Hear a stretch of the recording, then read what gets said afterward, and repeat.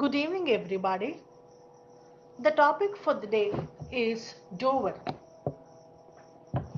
In the old pre-Islamic Arabia, when the institution of marriage, as we know it today, nikah, it was not developed. Many forms of relationships between the men and the women were in vogue, and they resembled that of prostitution. And some of the kinds of marriages were temporary, and men, after having a relationship with women, often turned them down. An ancient custom to settle certain sums for subsistence of the wife in the event she was turned out was often disregarded. But there were two major forms of marriage which developed subsequently.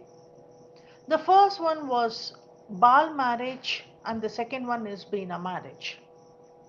In the case of the Baal marriage, a man would approach the parents of the girl, would hand over a sum of money, or would hand over something which has a monetary value, and used to take away the daughter. It was as good as sale of a bride. And there was another kind of marriage wherein a man would approach a girl and would pay her the money or would give her something, some valuable, and used to request her or ask her to extend her society. They used to have a relationship, but he would never take this girl or he would never take this woman to his house. That is, the lady would never accompany the man to his house. Whenever he approached asking for sexual favors, he had to pay her the money. So both these forms of marriage, the first one was selling of the bride and the second one was prostitution, was in vogue. After a particular period of time, after witnessing all these follies that have been committed by the men, Muslim men, the Prophet Muhammad brought in a settled form of marriage that's called nikah. And as we have studied in sources, dower was one of the customs that the Prophet Muhammad wanted to follow or continue. And he said, let the custom of the dower be continued. Now the question comes, what is dower? Dower is called meher under Muslim law. It is that sum of money that becomes payable by the husband or by the guardians in the case of a minor's marriage to the wife on marriage, either by agreement between the parties or by operation of law. What is this? This dower is the amount of money that was agreed to be paid by the husband at the time of marriage. The dower amount is for her exclusive use, and the dower had two objects. It acted as a check on the husband's right to divorce his wife in case dower is termed as a deferred dower, and another object of dower is to provide for the sustenance of the wife after the dissolution of the marriage. What is the nature of the right to dower? The right to dower was treated as an unsecured debt. That is, Muslim law presumed as if the husband had borrowed debt from the wife for which he had not given a security, and now the wife is asking for it back. That is, Muslim law says that when the wife demands the payment of dower, the husband will have to return as if he had borrowed it from her beforehand. And the next one is, Muslim law says that once the right to dower is vested, it is never lost. What do I mean by this? Muslim law says that even if there is a marriage agreement that the wife would not claim dower subsequent to the marriage, nothing prevents her from doing so. Or Even if she commits the heinous crimes like murder of the husband or adultery, this will not prevent her from claiming the right to dower. That is, once a Muslim lady gets married, right to dower becomes her absolute right. Nothing can deprive her of the same. The dower can be broadly classified into unspecified dower and the specified dower. Unspecified dower is that dower which is not fixed at the time of marriage, maybe negligently or mistakenly or deliberately, or maybe because there is a marriage agreement that the wife doesn't want to claim the dower later. But all these lapses or the lacunas will not stop the wife from claiming the dower from the husband. How does she go about claiming this unspecified dower? That is, now that it is not specified at the time of marriage, we call it as an unspecified dower. She can do so by knocking at the doors of the judiciary, pleading that the dower was not fixed at the time of marriage, citing reasons, and requesting the court to fix the same. Now, the court will take some of the factors into consideration while fixing the dower, and whatever the court does, we always deem it to be proper. That is the reason unspecified dower is also called proper dower. And the court, while fixing the dower for the wife, will take some of the customs that are prevailing in the family of the girl, in the family of the wife. The court will take into consideration qualifications of the girl, beauty of the girl, age, and then the court will fix the dower, because of which this is also called customary dower, which means to say unspecified dower is also called proper dower, is also called customary dower, and unspecified dower is that dower which was not fixed at the time of marriage but subsequently fixed by the court of law, taking some of the parameters or factors into consideration. Let's go on to the specified dower. If the amount of dower that is payable by the husband to the wife is determined before marriage, we call it as a specified dower. The specified dower may again be classified into prompt dower and the deferred dower. The whole of dower amount may be prompt dower, the whole of dower amount may be deferred dower, or a part of it may be a prompt dower, a part of it may be a deferred dower. What is this prompt dower? Prompt dower is that dower which becomes payable by the husband to the wife as soon as she demands for it or within a reasonable period of time. In case the husband doesn't pay her as soon as she demands for it or within a reasonable period of time, husband is liable to pay her the interest for the defaulted period. Of course, Muslim law does not support the payment of interest. It says that Muslim law deems that paying of interest is haram. In spite of it, if the husband doesn't pay the dower within a reasonable period of time, he is supposed to pay the interest to her.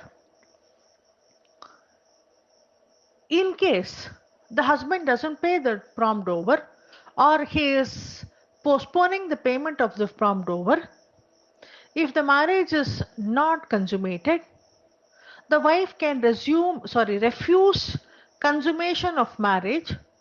She can withdraw her society.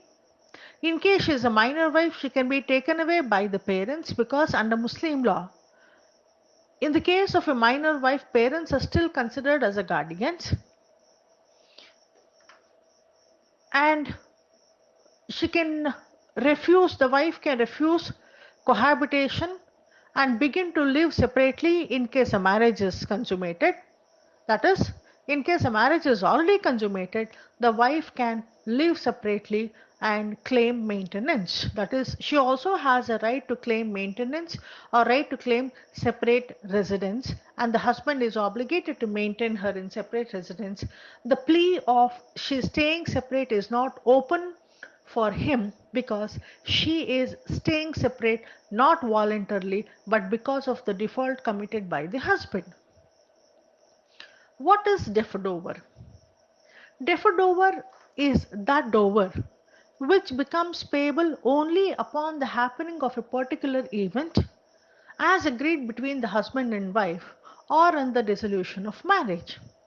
Say, for example, if the wife says that I will claim the dower only if you get married for the second time, that is, though a Muslim man is allowed to marry 4 times or is allowed to have 4 living wives, the first wife or the second wife or the third wife can always lay a condition saying that if you get married after me, I will claim this dower. This acts as a check on the absolute right of the Muslim husband to get married or also divorce, and she can claim this dower only if he gets married subsequently or if he gets married for the second time. In case he does not get married for the second time or he does not get married as per the wife has stipulated, if the condition does not happen at all, the wife cannot claim the dower, and the dower becomes payable only on the dissolution of marriage, that is by the death of either parties to the marriage, that is by the death of either the husband or the wife.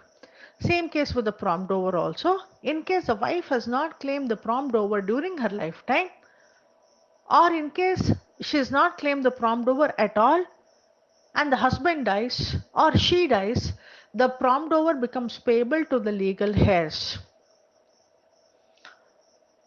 Once, in the case of the deferred over, if the agreed event does not happen, the dower becomes payable only on the dissolution of marriage.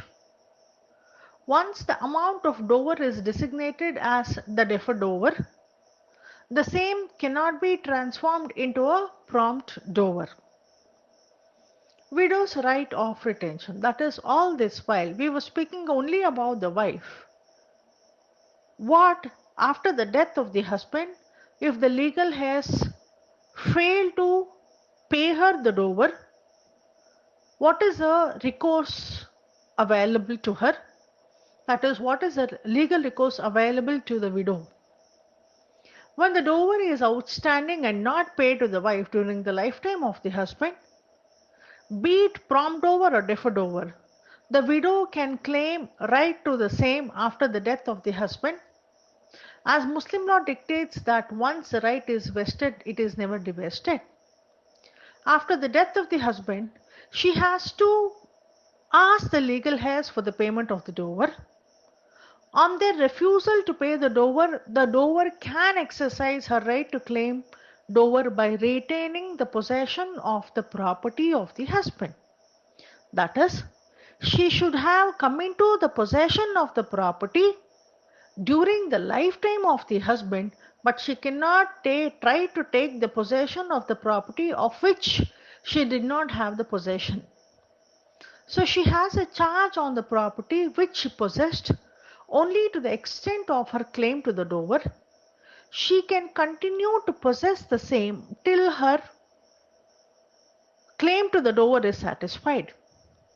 Dower should be made good out of the proceeds of the property. She only has the possessory right and does not become the owner of the property. She cannot alienate the property.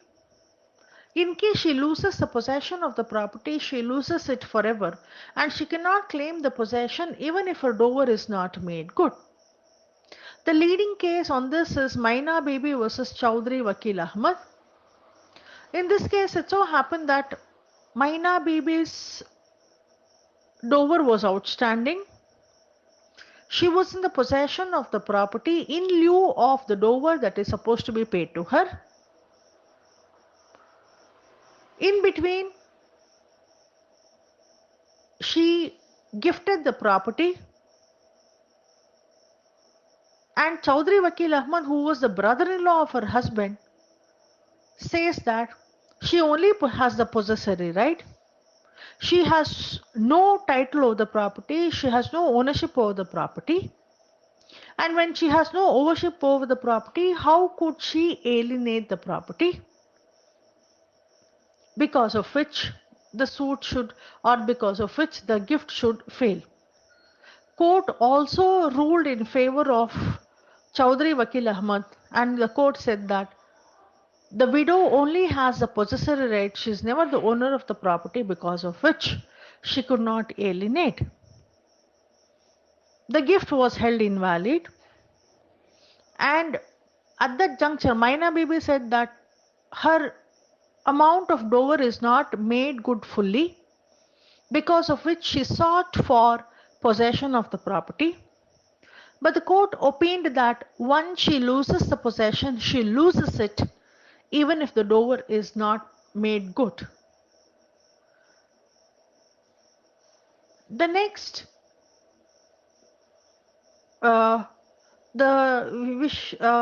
next we will deal with suits for dower and the limitation period. If the dower is not paid, the wife, and after her death, her legal heirs may sue for it. The period of limitation, according to Article 113 of the Limitation Act, for a suit to recover prompt dower is 3 years from the date when the dower is demanded, refused, or where during the continuance of the marriage is dissolved by death or divorce. In case of deferred dower, the period of limitation is 3 years from the date when the marriage is dissolved by death or divorce. Thank you all.